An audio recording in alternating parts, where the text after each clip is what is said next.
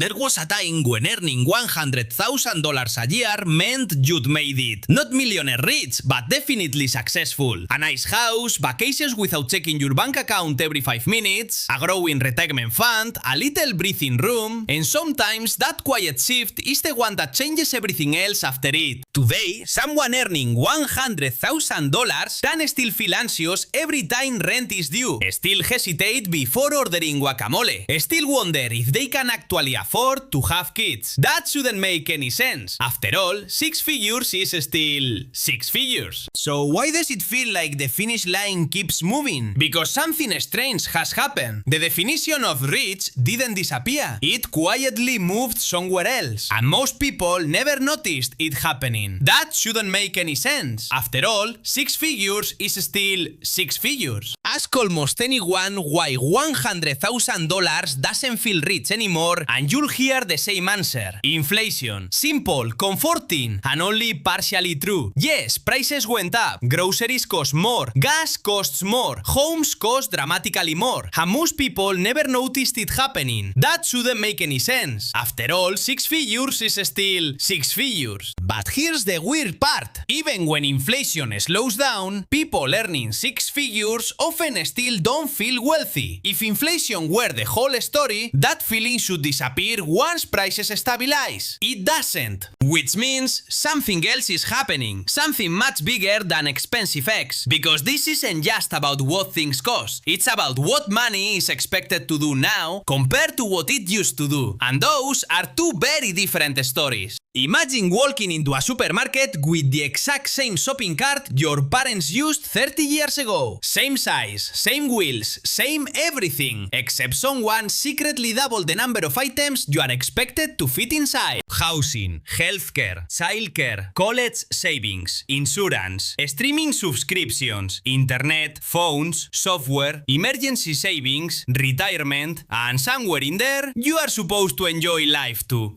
It's like being handed the same backpack everyone used in high school, then being told to carry bricks instead of books. Technically, it's still a backpack, it just wasn't designed for this much weight. That's what happened to income. Not overnight, slowly, quietly, almost invisibly. Which explains why so many people feel confused. They are running harder than ever, yet somehow standing in the same place. But even that isn't the real mystery, because millions of people earning far less than $100,000 feel squeezed. Millions earning far more also say they don't feel rich. So where exactly is the line? Did it disappear or was it moved? And if someone moved it, who did? To understand where the line went, you have to stop looking at the paycheck. The paycheck was never the problem. The paycheck grew. Slowly, unevenly, but it grew. The real shift happened underneath it. In the things a paycheck is now required to fight against. 3 quiet battles all happening at once. Not one big villain, 3 separate forces. Together, they move the line without ever announcing it. The first force is the price of simply existing somewhere. A house, an apartment, a place to put a bed. For decades, this was the one expense that eventually stopped growing once it was paid off. Now it's the expense that never stops growing. Rent climbs every year, sometimes faster than paychecks do. A mortgage today buys less house in less space for more money than it did a generation ago. This alone reshapes everything. Because when shelter takes a bigger slice of the plate, every other slice gets thinner. Not because people are spending badly, because the first bill got heavier before anyone touched the rest. The second force hides in 2 places people rarely connect. Healthcare and education both used to be background expenses. Now they compete directly with rent for the top of the list. A single visit to a hospital can undo months of careful saving. A single year of college can cost more than some people's parents paid for an entire degree. These aren't luxuries, they are not vacations or upgrades. They are required. And required expenses don't ask for permission before they grow. They simply show up larger than they used to be. and the paycheck is expected to absorb it silently. The third force is quieter than the other two, and in some ways, more powerful. It's not a bill, it's an expectation. What counted as doing fine one generation ago looks like falling behind today. A phone wasn't a subscription, the internet wasn't a bill, childcare wasn't a full second rent payment. None of this existed. In the same way, at the same cost, as permanent fixtures of daily life. Now they do. Not because people demand luxury, because participating in ordinary life now requires paying for things that used to be optional or didn't exist at all.